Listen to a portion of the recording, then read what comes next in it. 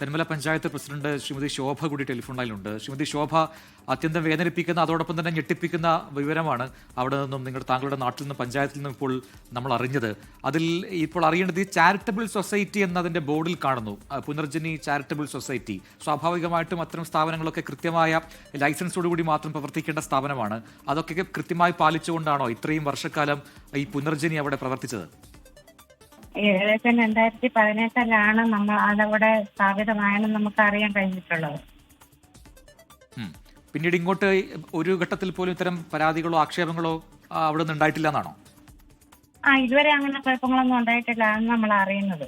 ഇപ്പോൾ അദ്ദേഹത്തിന്റെ ഭാര്യയുടെ മരണശേഷമാണ് ഏറ്റവും കൂടുതൽ ഈ അന്തേവാസികളോട് അവർക്ക് അപമര്യാദയെ പെരുമാറുന്ന ഒരു രീതി ഉണ്ടായിരിക്കുന്നതാണ് നമുക്ക് അവിടുത്തെ അന്തേവാസികളുടെ ഒരു സംസാരത്തിൽ നിന്ന് നമുക്ക് മനസ്സിലായിട്ടുള്ളത്. ശരി, ഈ സ്ഥാപനം ശരിക്കും ഇത് എവിടെ, ഇത് ഒറ്റപ്പെട്ട് മാറിയുള്ള ഒരു സ്ഥാപനമാണ്? ഇതിനടുത്ത് വീടുകളും മറ്റു സ്ഥാപനങ്ങളൊക്കെ ഉണ്ടോ? ഇല്ല, അടുത്ത ഇച്ചിരി ഉയർന്ന ഒരു മലമുകളിലാണ്. അടുത്തെന്ന് വെച്ചാൽ ഒറ്റ ഒരു വീടേ ഉള്ളൂ.